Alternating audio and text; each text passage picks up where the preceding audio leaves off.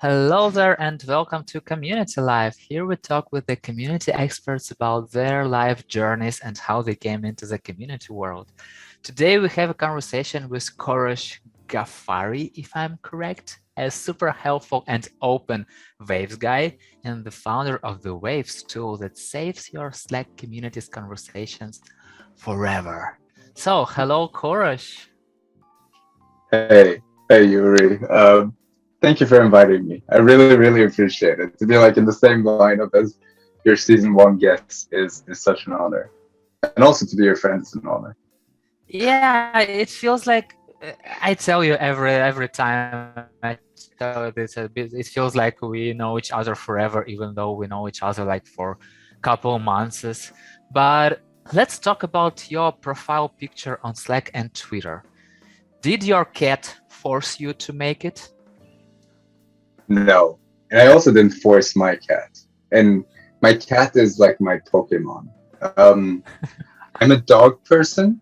I'm a dog person. I've always had dogs in my life, but I got a cat over like 3 years ago, shortly before COVID. For like, I'm a super anxious person, and like getting pets is great for my mental health usually. And the cat was perfect. And I found this cat that is just like a dog, and wherever I go, my cat follows me, and it's awesome. So yeah, he's my little Pokemon. How come you turned to cats after dogs? I just love animals. I don't really care. Like I really just love animals a lot. Um, like a crazy amount. Yeah, I show me a dog or a cat or literally any other animal, and I will lose my mind. Tell me one funny story about your cat. God, one funny story about my cat. He runs. Sometimes he does this weird thing where he gets super angry for no reason, runs around the house, starts meowing a lot, and then he suddenly just stops and looks at the wall for like 20 minutes. I don't understand it. There's nothing funny about it. It's kind of sad. It's kind of crazy. I don't get it, but there's nothing funny about my cat. He's my everything. But it's really funny, maybe he see ghosts. You never know. Yeah, maybe cats see ghosts. Why is his name Romeo? The first place that my girlfriend and I went to, the first holiday we went on together was in Rome. So that's how it came. Got it. Yeah. So let's start from the beginning. Tell me about your parents. Who are they? Yeah, my mom, her name is Gelayul. She is a homemaker and side hustler. She always has a side hustle. Like sometimes she's selling antiques, sometimes she's selling like vintage clothing. She's always out there for like her next hustle. She lives in Iran right now, where I'm from, so she's still in the house where I grew up. And my dad is his name is Dariush.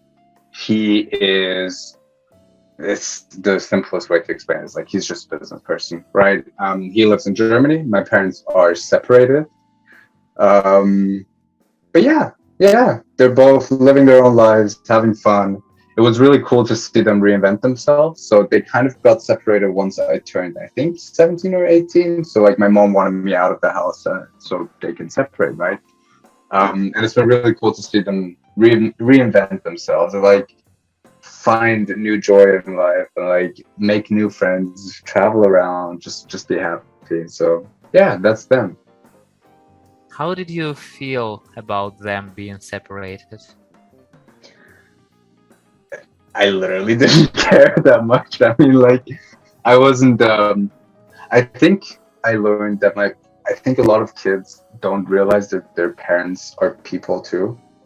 So they just look at them as their parents. They don't think about them as, hey, these are people too who have hopes and dreams and want to live a happy life. And when they separated, I just felt like, okay, these are two friends of mine that just didn't have a great relationship, and when they're alone, they're going to be happier. So I was pretty happy that they did it, that they took the step. Um, and yeah, That's how I felt. Do you visit them from time to time? Not much because I can't travel back home to Iran because then I have to go to the military service for 2 years in Iran, and I don't want to do that. Um, but they sometimes visit me in London. Sometimes I go to Germany to see my dad because it's just super close. And my sister lives in Dubai, so my mom also spends a lot of time in Dubai. And every now and then I travel to Dubai, but that happens like every 3 years to see them. Do you know how they met? At a party in Iran. My mom had just been engaged to a guy who was going to be a doctor for 3 years, and then it just broke off. And then she met my dad shortly after that, and that's how they met. I don't know the specifics of it though. Does your dad has a good sense of humor? No, I'm gonna be honest. He has bad humor, but it's like I don't. It's just bad humor, but I'm starting to appreciate it more. But it's just I don't know. I roll my eyes whenever he makes a joke. But my mom has a great sense of humor. She's very funny. Tell me one fun story with your mom and her sense of humor. Uh, God, funny stories are so hard. My mom has okay, this is like a half sad, half funny story, but my mom has like this endless joy for life, like nothing can bring her down. And when we were walking on the street once, we were walking to a friend's house of my mom, and I was like 12 or something. No, 12, like 9 or something. We were walking to a friend's house, getting out of our car just to open the door to go to like party. And we got mugged. Like a guy literally attacked us from the back, threw my mom on the ground, stole her bag and everything.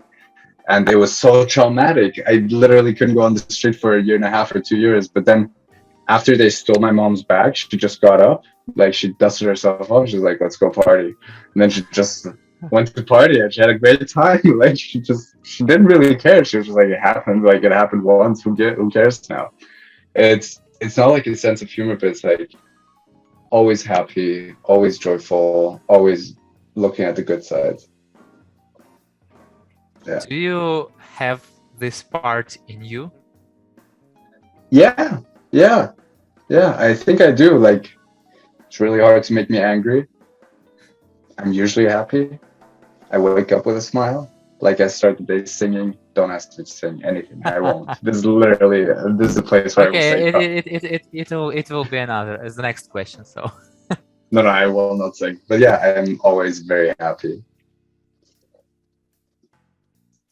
tell me one example of situation where you became angry. And when people come to me with problems with no solutions, I don't get it. Like, whew. Okay, so you create a piece of work, you present it to someone, and they don't like it because that's their opinion. Okay? But the opinion isn't based on anything. It's not based on experience. It's not based on best practices. It's not based on anything. And then they don't even give you a possible solution. It just makes me angry, which is just like, put your ego out the door. Like, let's try to work together. This makes me extremely angry. Anything that brings down speed of learning, of doing, of building, of just enjoying makes me very angry. What do you do in those moments? I smoke a cigarette and then that's it. I just smoke a cigarette and I listen to some music and that's that. Silently, just Yeah. Yeah. so There's so I want to say there's a meme of Ben Affleck, the guy who played Batman. I mean, he played a ton of other stuff, right? Where he's outside of his like apartment with a cigarette in his hand, and like he just looks so mad at the world. That's me. But then afterwards, I'm happy again. Okay, so if you will start smoking right now when we are talking, I will understand that you're angry. But okay, so I can't let's move. smoke. I'm inside, Nah, so let's move you to will never know. yourself. Let's move to yourself. Okay, Tell me about your childhood. From what age do you remember yourself? like three maybe. Also, I feel like I or two. Like I remember kindergarten pretty well. Um, yeah, kindergarten. Like I genuinely remember the first day of kindergarten. I went there. I met my best friend there on the very first day. We've been best friends ever since. My childhood was awesome. Like I had a lot of fun time because my parents really had a. They were so busy taking care of my sister that I could do whatever I wanted to do. So when it Uh, was when it was things like I wanted a video game that was like for 13 plus, and I was like 6 or whatever. My parents didn't care. They were like, "You, I feel like you're okay. You're not gonna become turned into a murderer or anything." So I could do whatever I want. I played around. I had fun. I had friends. I had a great childhood.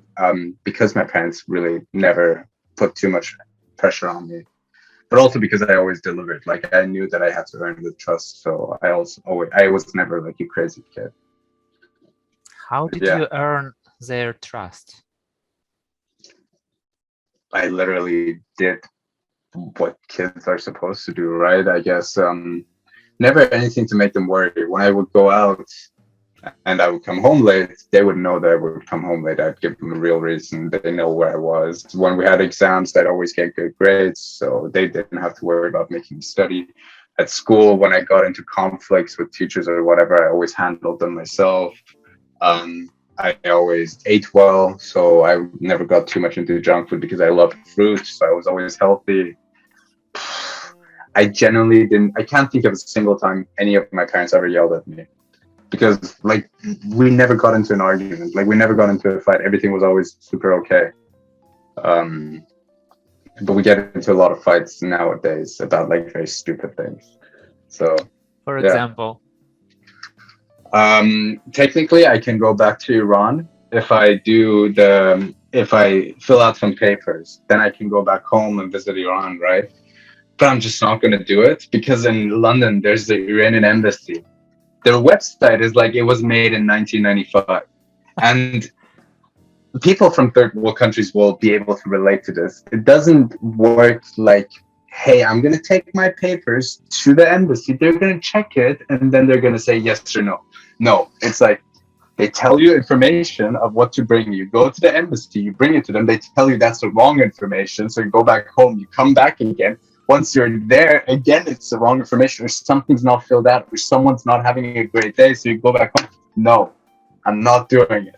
And then it's just stuff like on the website, it says call us if you want an appointment. So I call them and someone picks up the phone and in the thickest Iranian accent, it's like, hello, welcome to Iranian embassy. Please send us an email if you want anything. You send an email. In the email, they say, please call us if you want anything. I'm not doing it. I'm not going. I swear, this is the thing that will keep me from ever going home again. And it makes my mom so angry that I'm not willing to put up with this. But yeah, this is an example of a yeah, fight that we have. yeah, it's really fun. It's really very similar to Ukraine, so I totally understand Yeah, you. I understand how it I works. saw in your face that you can relate. It's the worst. Once you tweeted that in high school you sold dried leaves as weed and got I paid did. in PlayStation games. Tell me more about that. So in Iran, we have a little like not garden at our house, but like property that was like a garden. It's super common in Iran that you just buy property where you grow like fruit trees, like we had cherry trees in there. And one day we visited that place, and the person who was taking care of the garden, he planted like wheat plants. Like we just saw that while taking care of the trees, he was also planting his own trees, right? And I took a leaf or two, and back then I was like 13 or 14, and that's the time when boys usually turn into like, let's try out everything. And there was this one particular guy who just saw the cannabis leaf, which doesn't do anything if you smoke it. It doesn't have THC or enough THC. I don't know. And he just asked if I would like sell him weed because he thought I was a drug dealer and whatever. So I didn't want to get paid the money because I didn't know what to do with it. So I just asked him for PlayStation games and he would buy me. And he kept buying it for me and I kept selling him just leaves. And it was like, you're not getting high, man. This is not a secret. I'm not trying to tell you that this is it. So yeah, I kept doing that. And then it turned into a whole business where we would buy and our currency were PlayStation games. Like I'd do your homework if you gave me a PlayStation game or something. So that's how the hustle started. And it never ended. So you mean do you mean you're still selling weed like leaves and still get paid in PlayStation games? I could, I would. If I could, I would, but no. Um, no, we did that for like a few times, and then I felt bad. I was like, this dude's not getting high. This is basically like robbery. But you know, I was a kid. Who cares? As a kid, if you can get more PlayStation, I was addicted to gaming. It's like I just kept continuing to do it. It didn't harm him. So yeah. What was your favorite game? There's this game. It's called Kingdom Hearts, which is like JRPG, like Japanese role playing game, where it's a mix of Final Fantasy, which is like its whole own thing, and Disney characters. And it is so childish and stupid, but I love it. I love it so much. I play it a lot. I finished every single game there is on it.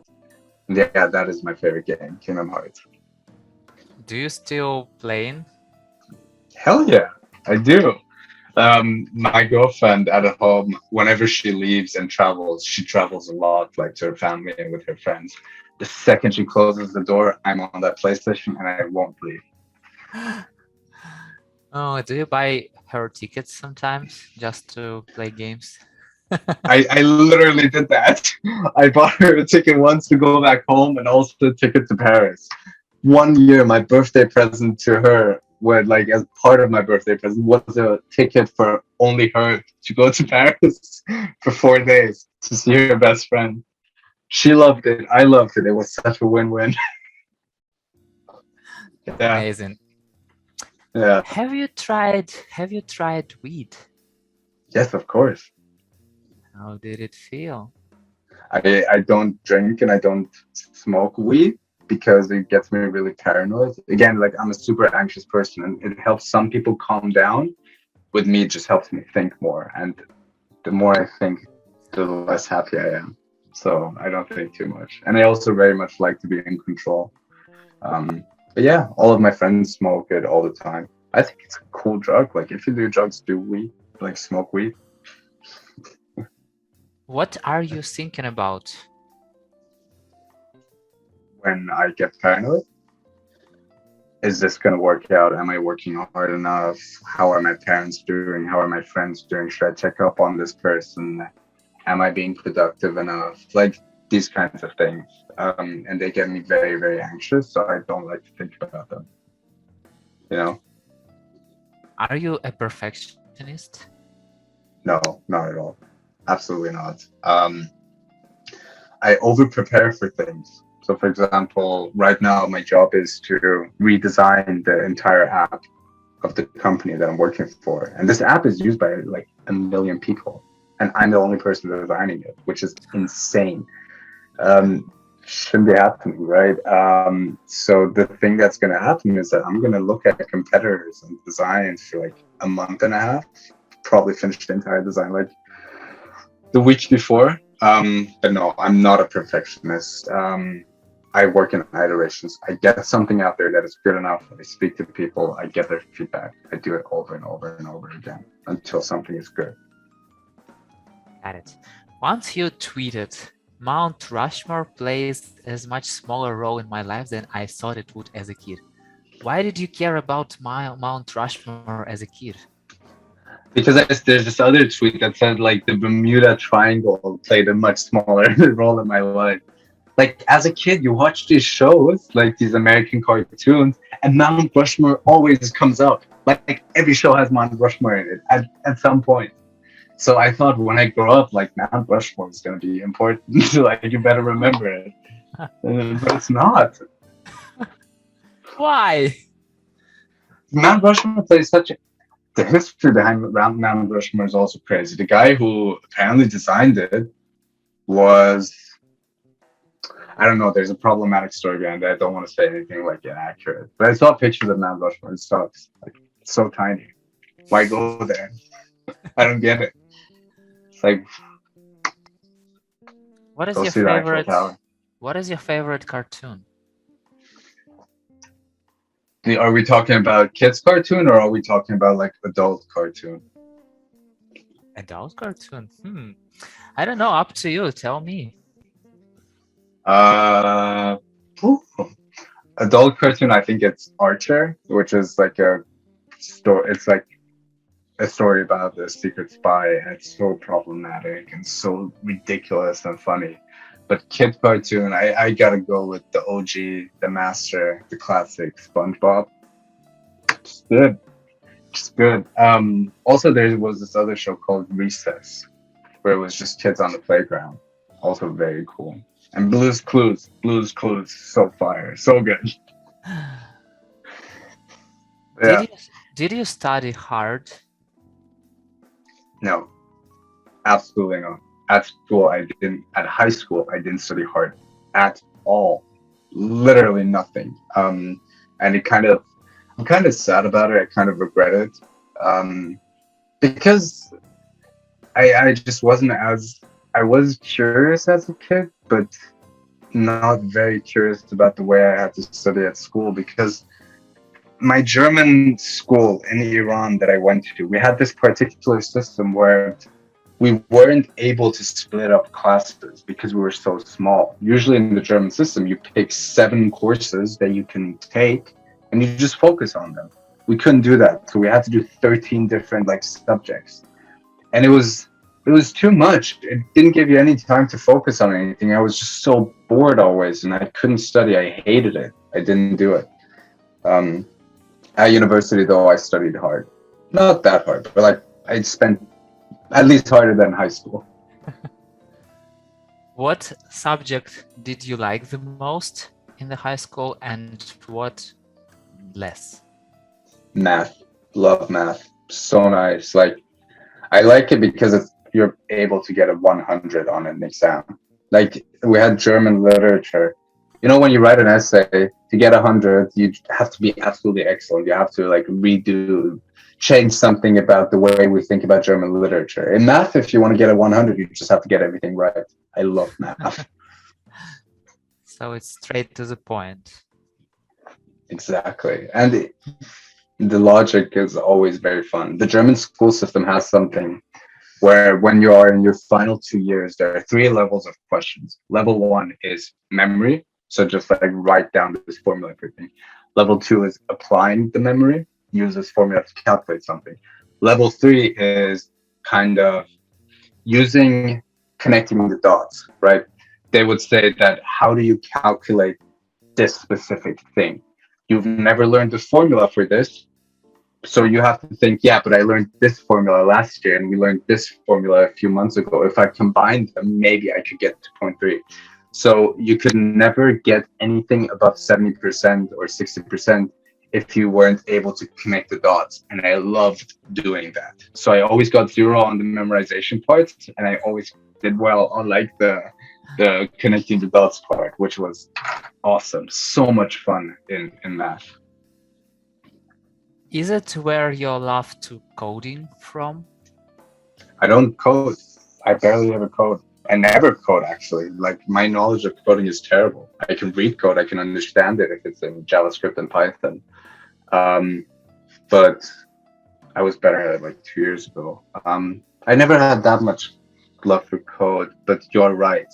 Now that you say it, you are right. The parts I enjoyed the most about coding were always like, how do you solve this? Like how many logic jumps do you have to go through to get there? I love that because it's a challenge where at the end it just feels so rewarding that you push your brain, like your muscle, a little bit more, and you found the solution. And it just makes you feel good. Yeah, What do you like more? Pushing your brain muscle or your real muscles? brain, 100%. so much more fun. Um, it's more satisfying. But I work out in the mornings before I start work. Um, that's okay too, but like the brain is usually more fun. How do you work out? Mm, naked. No, I'm joking. uh, the building that I live in has a gym, so what I do is I run for like 10, 15 minutes, and then I do like weights. Yeah, that's it. It's usually just whatever no, I do specific parts of the body on specific days. But yeah, I usually just use that time to like shut down before the day starts. Are you the first person in the gym? Sometimes, yeah. And if I'm not the first person, it's because my girlfriend walked into the door faster than me. So yeah, yeah. So it's because of you she's going there? Or The you way going it there because of her? the way it always works in our relationship is that my girlfriend figures out what we're doing wrong in life. So for example, we're not eating healthy or we're not going to the gym enough. And then she tells me like we should do this. And then I start doing it. Okay. She never starts doing it. And then once I start doing it, I have to then force her to do it as well. So it's not just me who has to get the habit, it's also me who has to make sure that my girlfriend has the habit. So it was like that with the gym. She was like, we really need to go to the gym. And then I just started doing it. I got into the habit, and then I had to start convincing her to go to the gym with me. But yeah. Once you wrote, "Hurry up, bitch, I need to get this bread." Your girlfriend to you at 8 a.m. because you took an extra 3 seconds to put your shoes on. Do you Yeah. like that bread so much as she does? I love getting that bread. It's getting that bread is the best. I remember this exactly. It was like 2.5 years ago during COVID. 2 years ago during COVID, when it had just started. Our university, they shut down, right? But our library was open. So every morning I would wake up at like 7 to get ready to go to the library, and then I convinced my girlfriend to go with me. Um, and then after 1 week, I was just putting on my shoes in the morning, and she looks at me straight in the face, like, "Hurry up, bitch! I need to get this bread." It's like, what? I started this. We're hustling because of me. Why are you saying this to me? And you're late every time. But yeah, it was a very funny moment. I love your questions about my previous tweets. They make me so nervous. I love them. Do you like being nervous? Yeah, I do. I do. Yeah. How did you meet Lina? Second week of university, we had a coursework together. We were just in a project here together, and that's how we met. Was it random? Yeah, it was very random, actually. Assigned randomly to the groups. So it was just someone clicking on go on Excel, and then we were together. And how did it work out? So you just started working and then start dating, or you started dating and then started working? Work always comes first, okay? The hustle never. No, I'm joking. Um, yeah, we had this thing where we started working together, then we just started talking to each other, and at some point when you're comfortable with the other person, it doesn't really feel like you're asking anyone out on a date. It was just more like, let's go get lunch. And then we just started getting lunch every day together, and then at some point we were together in a relationship. And then she was like, you gotta have to ask me out though, because apart from that, if you don't do that, I'm not gonna be your girlfriend. I just asked her out at one point. I was like, do you want to be my girlfriend? Which was so cringe. I think about this and I just want to shake. But yeah, we got together 2 months after meeting for the first time. Yeah. And how did your project was? We killed it. Work always comes first, man. I'm telling you. Yeah. Yeah. But that set the tone for like the rest of university. I was in every project with my girlfriend. She always came to work with me because she realized that if she doesn't do anything for long enough, it annoys me so much that one night I just sit down and I finish it all and we're gonna get a good grade. So Um, I always pride myself that I finished 2 university degrees, mine and my girlfriend's at the same time. She won't admit this, but she won't watch this. I'm gonna make sure that she doesn't watch this stuff. We won't show her, so it will be disclaimer like, Lena, please don't watch it. Never. It's like, no, no, no, no, no, no, no. That's gonna make her watch it. We gotta write Lena watch it. Then she's Okay. not gonna do it. I see. So exactly as kids doing. I understand you. Yeah, I exactly. Because I it's the same with me. I can't forget this picture of man in a blue suit with very long fingers who approached you on WhatsApp, who told you that you haven't been in touch and he missed you. I'm just curious, was he aware that you have a girlfriend? I don't know, but every goal has a keeper. We're all just playing football, so shoot your shot. What did you feel when you received this message? I felt wanted. I felt appreciated. Felt missed. I felt great. Do So you yeah, receive these messages like from time to time? it's always it happened during a time when you have a new website, you know this, like you're an SEO guy. You can sign up to these directories, which are super simple to get your URL out there and get a few backlinks. And just before that, we did that where we just went through hundreds of like startup directories and we just put our information everywhere. And then at some point, the scammers are just going to find your information and message you. So yeah. Oh, that's fun. And okay, so let's talk about your celebrity experience. Once you had a tweet with 7,957 likes and 646 retweets. So tell me, how does it feel to be a celebrity? Oh yeah, that viral tweet.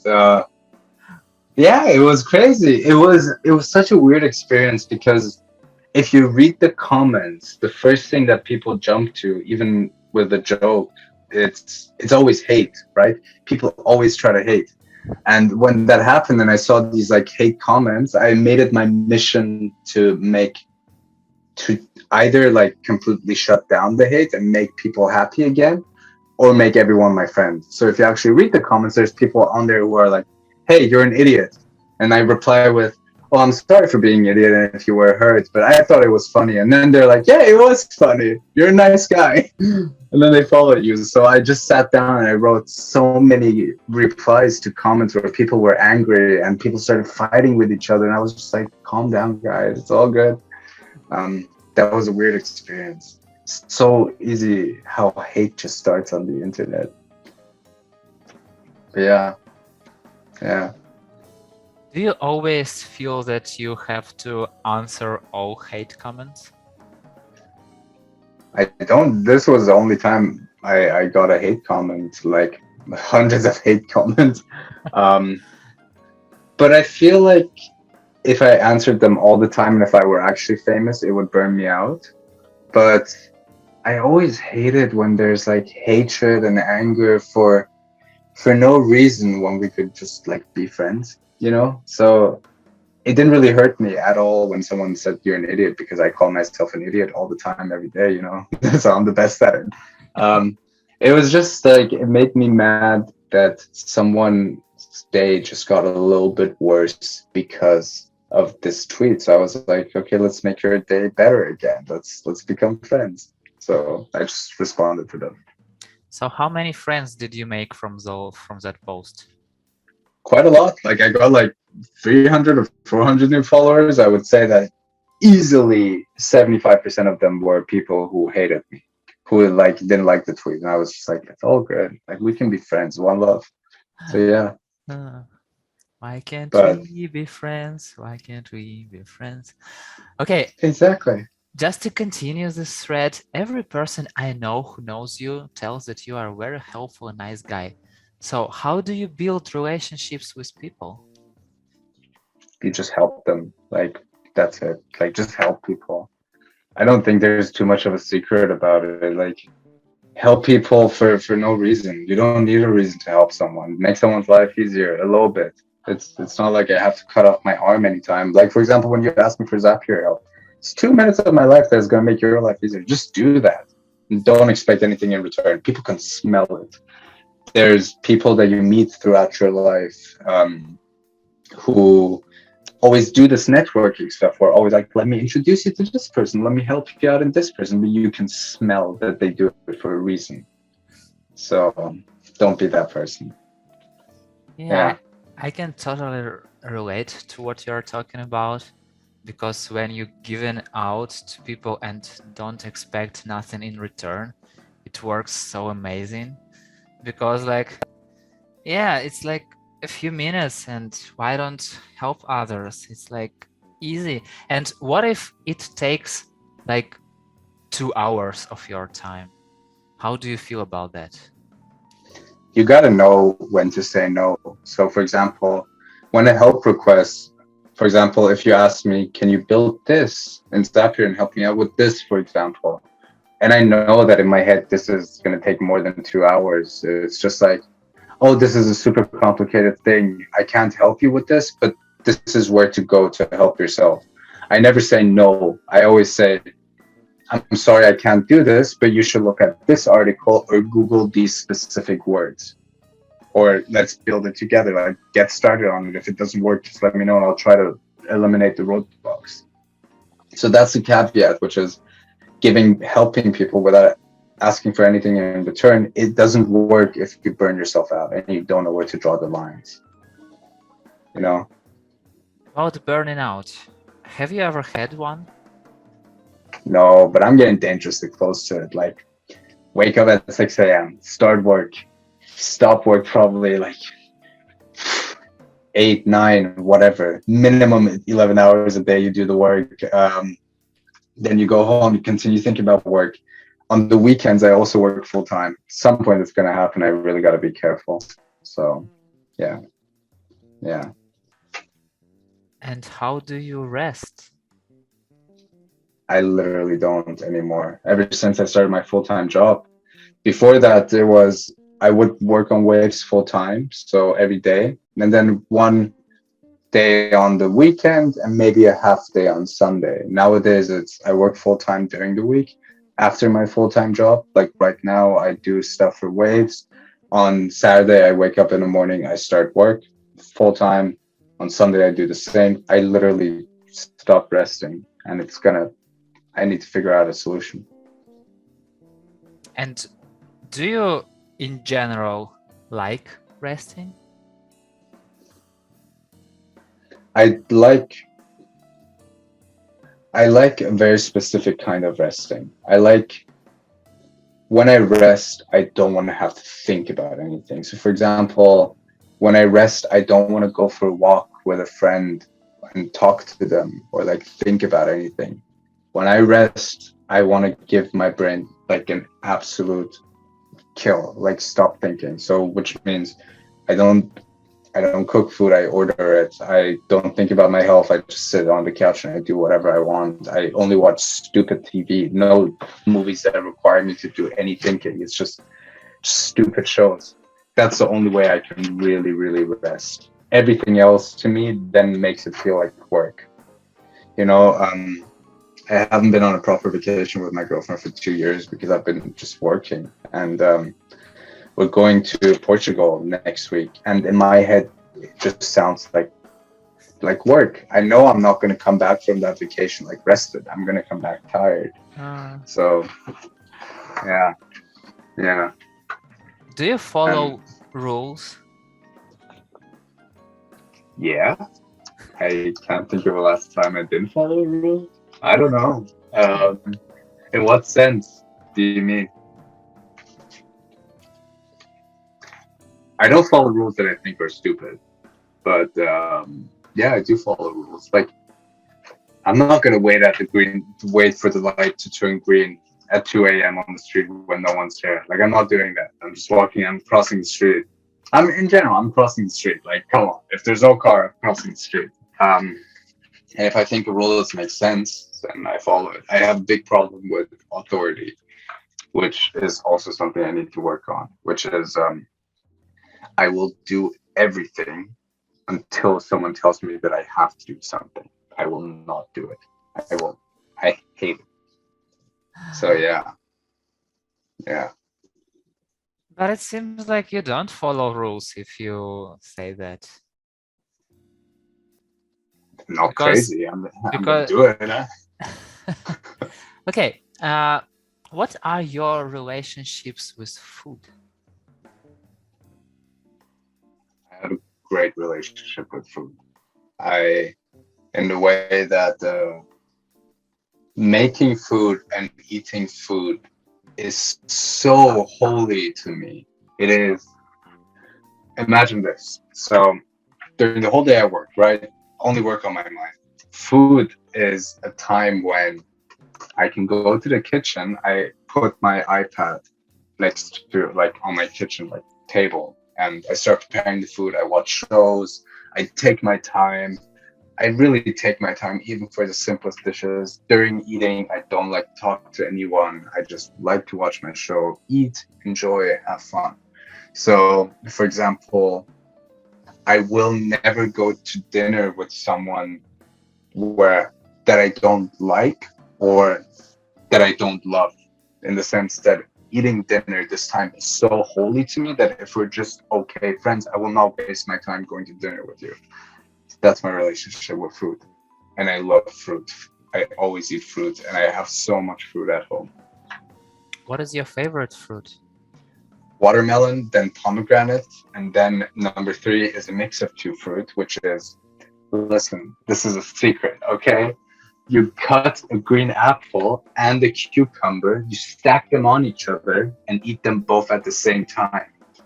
It is wow, because you get the crisp apple with the bite, you know, it's not mushy, but you get all of the juice from the watermelon, which from the cucumber, which is just water, so it mixes with the taste of the apple. You get everything. So good. Wow, it's thank you very much. I've never even thought about it. I will definitely try. And what is your favorite dish? An Iranian dish called korma sabzi. It's a green stew with a lot of herbs in it. With a lot of herbs. The meat is usually lamb muscle. Yeah, it can be a lot of things. Like at home, we did it in lamb. And we in Middle Eastern cuisine, mostly in Iranian cuisine, we have this thing which are aged, dried limes. Um, and you put them in a dish. They make everything so sour. It's my favorite dish of all time. Or misafsi. And when you usually cook, do you cook Iranian cuisine? No, I never cook Iranian. It's too much work. It requires you to really be at home for a long time, like watch over a stew. So sadly, no. How do you think? What is the connection between food and community? It's just like a point of connection, isn't it? Like I can make a friend with show me a group of 100 Iranians that I don't know. I don't know any of them. I just go in there, I yell out or misabzi, I make 20 friends immediately because people are gonna walk on and be like, "That's my favorite dish too. I love how my mom makes it. I like it with this and that."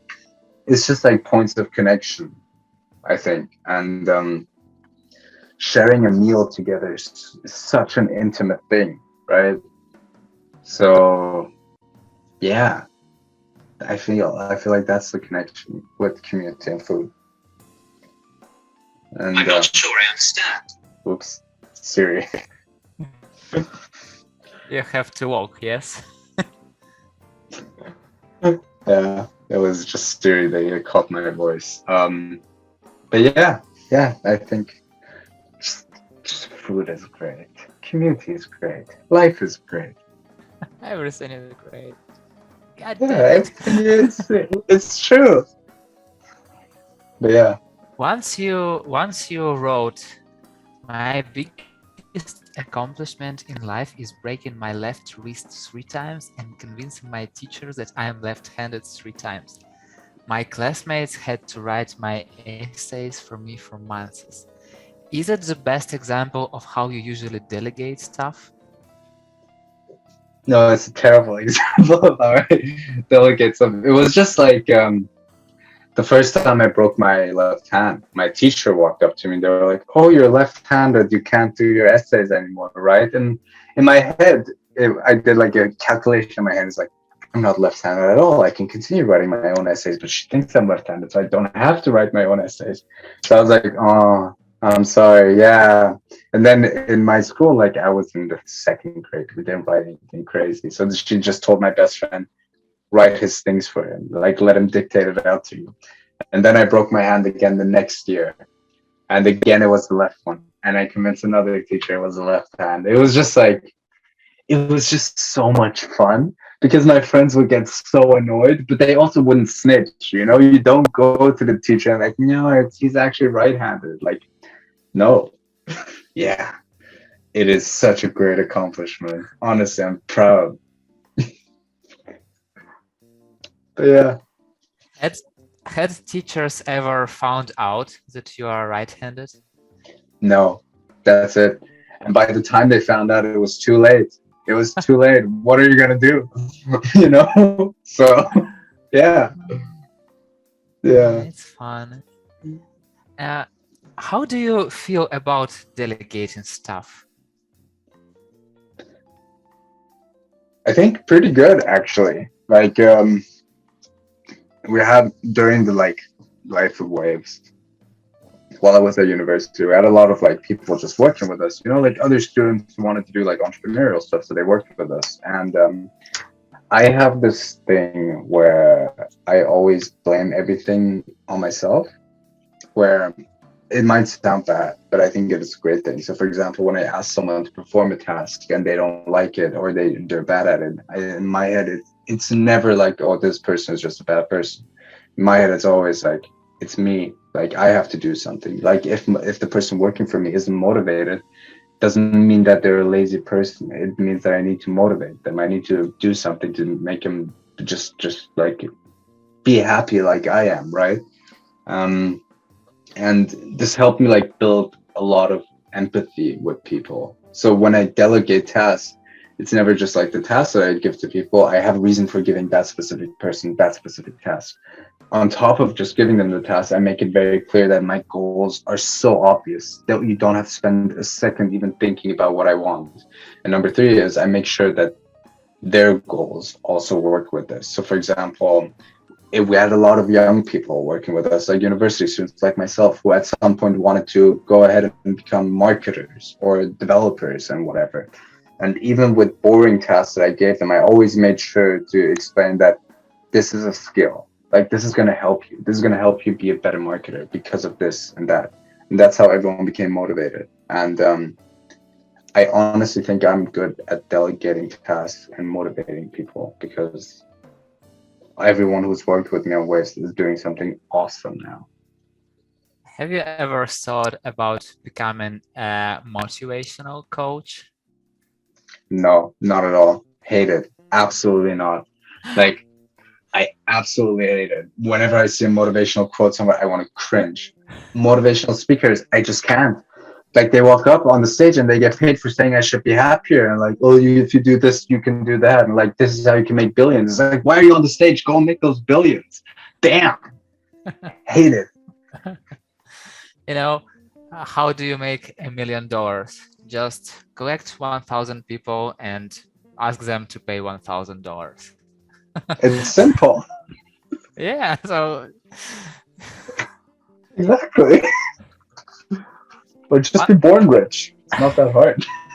yeah. Once you wrote, and we had this conversation before, that living in London is overrated. What do So you good. feel about London? Okay, so there's marketing that happens for cities, right? Like universities want to get the kids to those cities.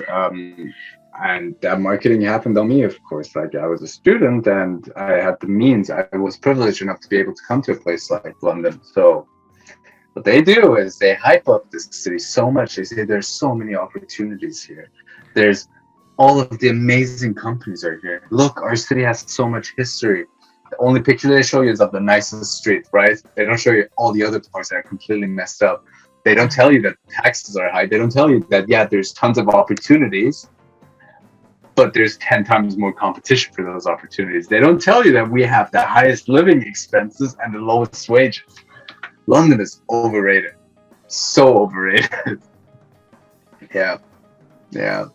I could go on forever, but London has caught me. Thought about moving somewhere? Yeah, Switzerland, Zurich, because my girlfriend is from Switzerland, so she would be closer to her parents, and I speak German, so I could live in Zurich pretty easily. Living expenses are probably just as high as they are in London, maybe even higher, but the salaries are like twice as much, literally twice as much. And tax is so low. In Switzerland. Yeah.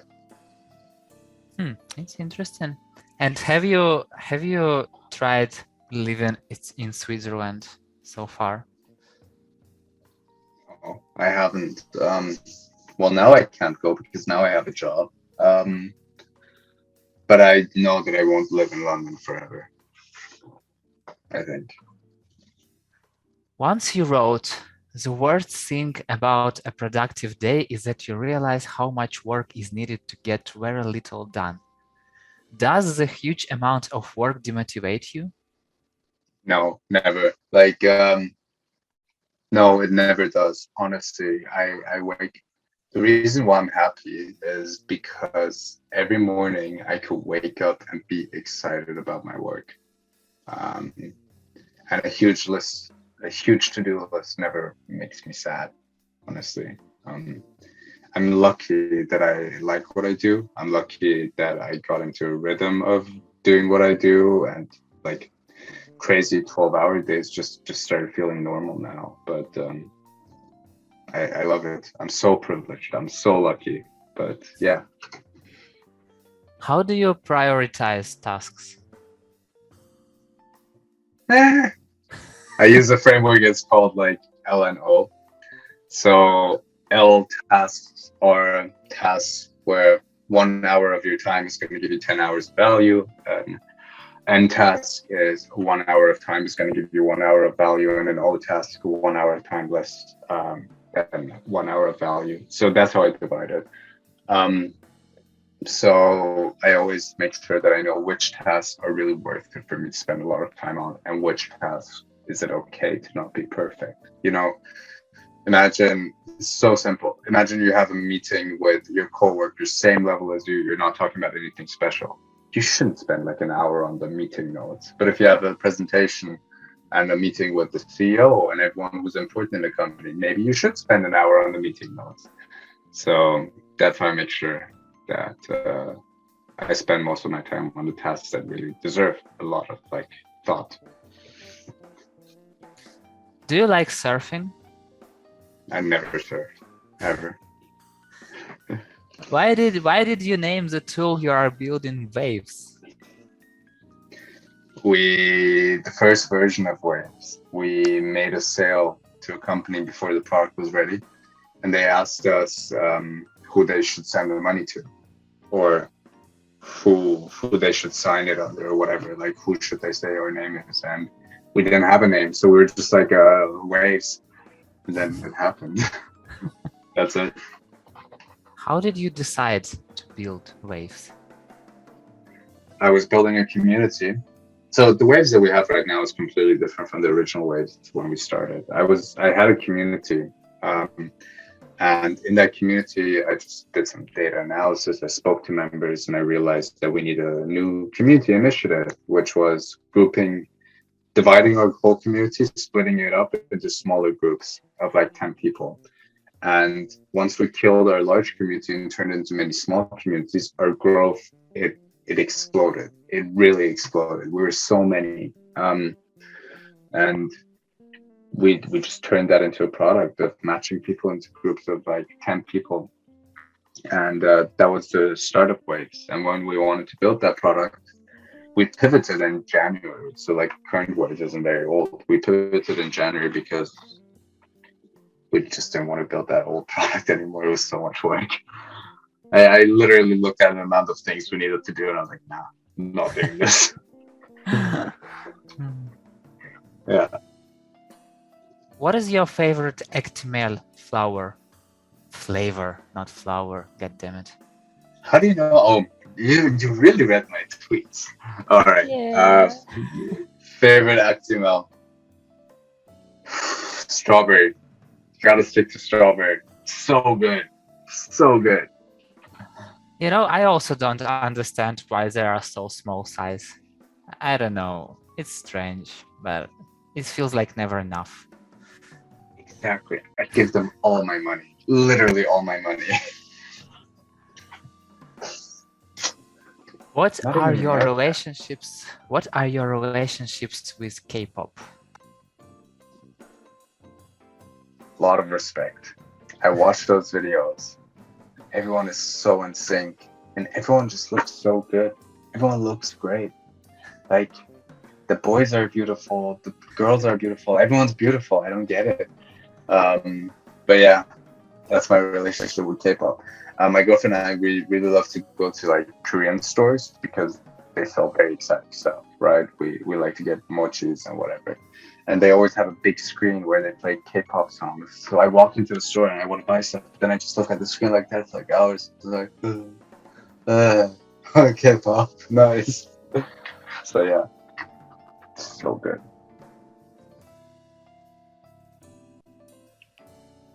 I lost you, I think. Yeah, I guess we came back. Is it okay right now? Yeah. That's exactly how it works. You know, connection is never stable. I don't know. It's like 2022, but we still have internet connection problem. I don't know what's going on in the world. Have you ever done a stand-up? No, I haven't. Would you like to? No, not at all. I'm not funny like that. I can't tell a joke. I can't. How how do you write articles? What is your step-by-step process? I do research. I do a lot of research. Always like reading 10 other articles about the same topic, going through every Slack community that I know, looking for people speaking about this topic. And once I have all of the information, I close my computer, I get my phone, I record myself speaking for like 10 minutes, and then I just take my words and I write it down into the article. So I always do speech to text because it really helps me write quick. And yeah, so the way I write my articles is also the way I speak. But I'm stopping the article writing, like not stopping it, but making it a little bit less because, as you said, there's no 48 hours in a day.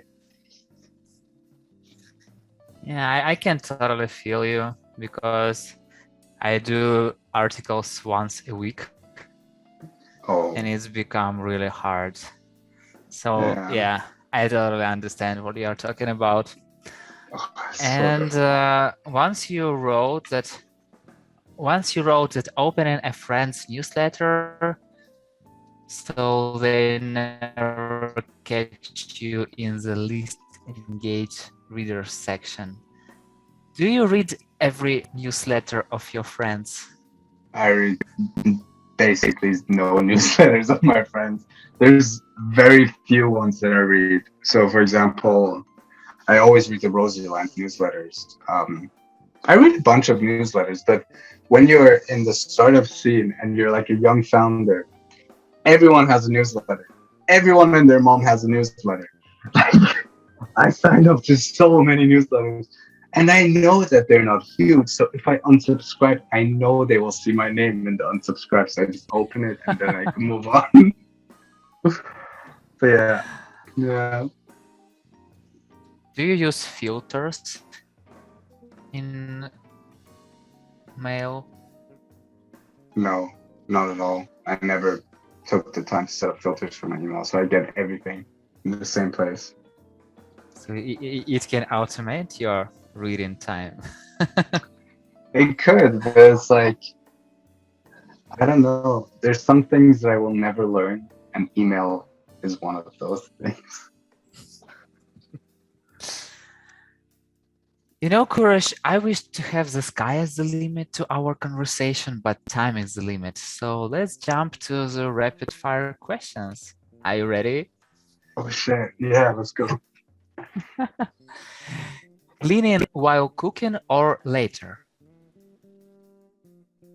What? Oh, cleaning while cooking. You read my tweets. I respect that. Okay, alone or with someone? Alone, always. What are your favorite color and song? Color, blue. I'm a basic bitch. It's blue. My favorite song is shit, "Everlasting Light" by no, no. I don't know. This is so hard. Yeah, it's Uh, definitely hard. yeah. "Fly Me to the Moon" by Frank Sinatra. Got it. If you were a superhero, what superpower would you have? Making myself invisible. Who do you learn from in the community world? Name one person.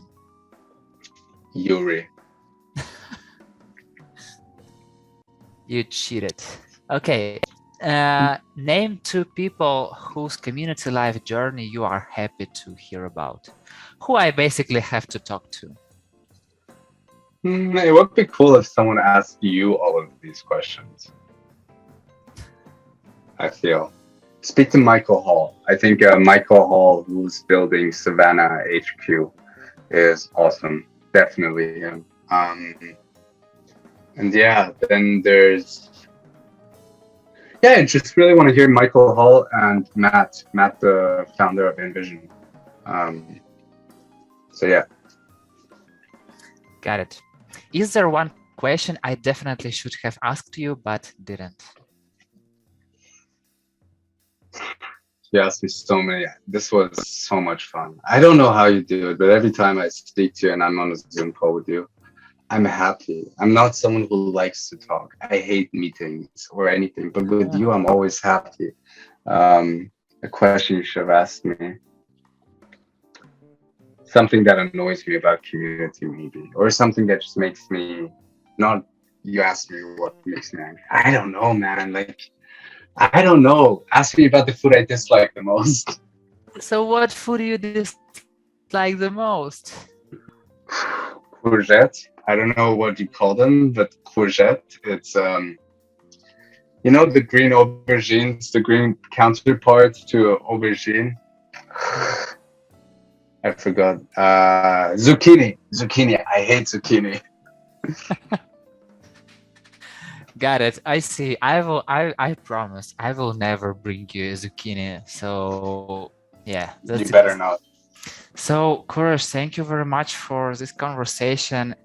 It feels like home, you know. I feel like you kind of very old friend or even maybe brother, and we meet from time to time and talk about different things. It's so easy talking to you. So yeah, thank you for being so open and thank you very much for your time. I really enjoyed our conversation and I believe we'll continue talking to each other. Let's have fun from time to time. Sounds good to me, man. And yeah, same. It's always great. It's always a pleasure, and thank you so much. Thank you very much and see you in the community world. Have an amazing See you. evening. See you. Bye bye.